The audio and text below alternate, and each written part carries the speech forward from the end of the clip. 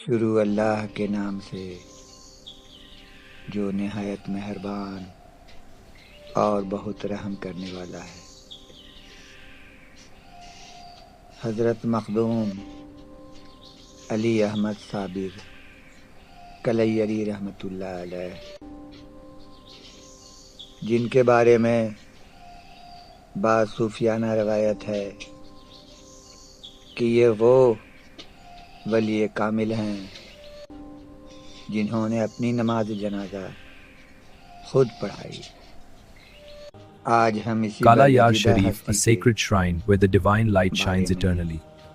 صوفیانہ روایت Kala Yar Sharif, a پیش کریں sacred گے shrine where the divine light جو shines مستند eternally. تاریخ تو نہیں، Kala Yar واللہ Sharif, علم۔ a sacred shrine where the divine light جب آپ shines کے پیر و eternally. مرشد حضرت Kala بابا Yar Farid Sharif, a Uddin sacred shrine where the Ganj divine شکر light رحمۃ shines اللہ eternally. علیہ نے Kala Yar clear Sharif, a کی sacred ولایت shrine سونپی۔ where the divine light shines eternally. آپ کے پیر و Kala مرشد Yar Sharif, a sacred shrine جو where the آپ divine کے light shines eternally. سگے ماموں بھی تھے Kala اور Yar سگے Sharif, سسر a بھی، sacred shrine where the divine light تو shines ان کے eternally. ہمراہ انہی کے پیر و Kala Yar مرشد کا Sharif, a sacred shrine where the ایک divine اور light shines مرید eternally. جس کا نام علیم اللہ تھا، وہ بھی تھے۔ ان کا مرتبہ ابدال کا تھا۔ دونوں ایک ساتھ جب کلیر پہنچے، وہاں ایک ضعیف عورت کے یہاں رکے۔ وہ ضعیف عورت جسے گلزاری کے نام سے لوگ جانتے تھے، اس ضعیفہ نے آپ دونوں کی دل و جان سے خاطر مدارت کی اور اپنی سر آنکھوں پر رکھا۔ کلیر میں ایک جامع مسجد تھی، وہاں تبرک نام کا ایک قاضی تھا اور قیام الدین نام کا ایک شخص جو وہاں کا بہت بڑا رئیس تھا۔ یہ قاضی اس رئیس شخص کا نوکر بنا ہوا تھا۔ ان کی آمد ان دونوں کی آنکھوں میں کھٹک گئی۔ یہ دونوں نے اسے سخت ناپسند کیا۔ حضرت صابر کلیری رحمۃ اللہ علیہ نے اپنے پیر و مرشد کا پروانہ ولایت ان لوگوں کو دکھایا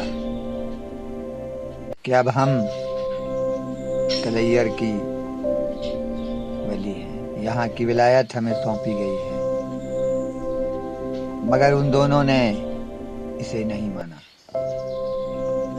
جب یہ جامع مسجد میں نماز پڑھنے جاتے تھے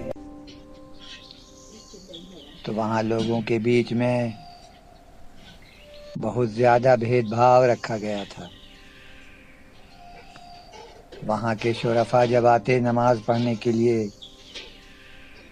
تو جو غریب اور کمزور لوگ ہیں انہیں اگلی صف سے نکال دیا جاتا تھا۔ نکلتے نکلتے جب بھیڑ بڑھ جاتی تھی تو باہر کر دیا جاتا تھا۔ خود حضرت مخدوم صابر کلیری رحمۃ اللہ علیہ کے ساتھ بھی ایسا ہی سلوک کیا گیا۔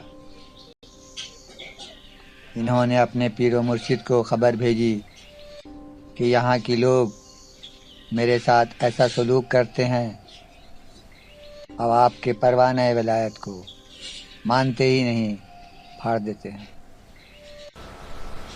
تو ان کی پیر و مرشد نے دوسری بار پروانہ ولایت بھیجا جو اس شہر کے بڑے رئیس کے نام تھا۔ اس نے بھی دیکھا، اس نے بھی پڑھا، کوئی اہمیت نہیں دی اور حضرت مخدوم کلیری رحمۃ اللہ کی ہتک عزتی کرنے سے باز نہیں آئے۔ پھر انہوں نے تیسری بار اپنے پورے مرشد کو یہی خبر بھیجی۔ ان کے پیر و مرشد حضرت بابا فرید الدین گنج شکر رحمۃ اللہ علیہ اچھی طرح جانتے تھے کہ ان کا یہ مرید حضرت مخدوم صابر کلیری رحمۃ اللہ علیہ کس پایہ کا ہے، کس مرتبہ کا ہے، اور کتنی قربت الہی اسے حاصل ہے۔ بار بار لوگوں کا ان کے ساتھ حقیقتی کرنا انہیں بھی ناگوار گزرا۔ اس کے بعد انہوں نے ایک خط لکھا حضرت مخدوم صابر کلیری رحمۃ اللہ علیہ کے نام کہ ہم نے کلیر تمہارے حوالے کر دی ہے، اب یہ تمہاری بکری ہے، تم چاہو اس کا دودھ پیو، تمہاری مرضی، اگر چاہو تو اسے ذبح کر کے اس کا گوشت کھا لو، اب یہ تمہارا معاملہ ہے، تم سمجھ لو، ہم دخل نہیں دیں گے۔ اتنا سننا تھا حضرت مخدوم صابر کلیری رحمۃ اللہ علیہ کا کہ وہ آ گئے اپنے اصل رنگ میں۔ وہ اپنے پیر و مرشد کا حد درجہ احترام کرتے تھے، انہی کے احترام کی وجہ سے خاموش تھے۔ اب اجازت مل گئی، پوری کمانڈ ان کے ہاتھ میں آ گئی۔ ان لوگوں نے حد تو یہ کیا کہ جب کچھ لوگ آپ کے حلقے میں شامل ہوتے تھے ان لوگوں کو بھی ڈرایا جاتا تھا، منع کیا جاتا تھا۔ لگ بھگ صرف 5 ہی مرید آپ کے بچے جو آپ کے حلقے میں تھے، حالانکہ وہ پورے کلیر کے ولی تھے۔ صابر کا لقب پانے والے حضرت مخدوم صابر کلیری رحمۃ اللہ علیہ اب ننگی تلوار بن گئے۔ آنسو بہانے والی آنکھوں سے اب شعلے لپکنے لگے۔ اب یہ سر سے پاؤں تک صرف ایک ہی رنگ، جلال اور جلال۔ جمعہ کا دن تھا، آپ اسی جامع مسجد میں تشریف رکھے ہوئے تھے کہ وہاں کے قاضی کا کچھ خاص آدمی آیا اور اس نے کہا اٹھو اٹھو، یہ آپ کی جگہ نہیں ہے۔ انہوں نے فرمایا کہ میں قطب ہوں اور قطب کا درجہ قاضی سے بہت بڑا ہوتا ہے، لیکن ان لوگوں نے آپ کی کچھ نہ سنی، آپ کو باہر کر دیا گیا۔ آپ باہر کھڑے ہو گئے، نماز شروع ہو گئی۔ جب انہوں نے دیکھا کہ سارے کے سارے نمازی نماز پڑھ رہے ہیں اور سجدے میں گئے، تو اس وقت جلال کا وہ عالم تھا کہ آپ نے مسجد کو مخاطب کیا کہ سارے لوگ تو سجدہ کر رہے ہیں، تو نے سجدہ کیوں نہیں کیا؟ آپ کی یہ بات سنتے ہی کہا جاتا ہے صوفیانہ روایت میں کہ مسجد بھی چلی گئی سجدے میں، اور قاضی سمیت سب اسی میں دب کر فوت ہو گئے۔ اس کے بعد شہر میں سکھاڑ ہوا، طرح طرح کی وبائیں پھیلنے لگیں، بچے اور بوڑھے اور عورتیں بھوک اور پیاس سے مرنے لگی۔ ہر طرف آگ کی لپٹیں ہی لپٹیں نکل رہی تھیں۔ صوفیانہ روایت میں ملتا ہے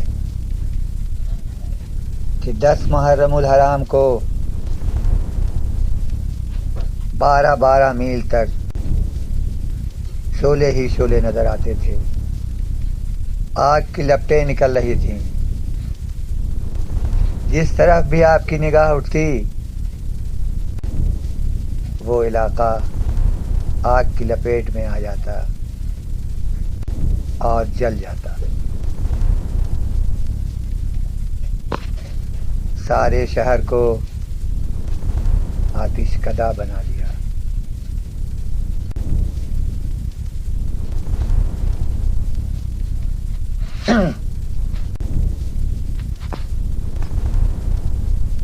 ایک قلندر کا جلال صرف کلیئر ہی نہیں بلکہ سارا تاریخ دیکھ رہا تھا۔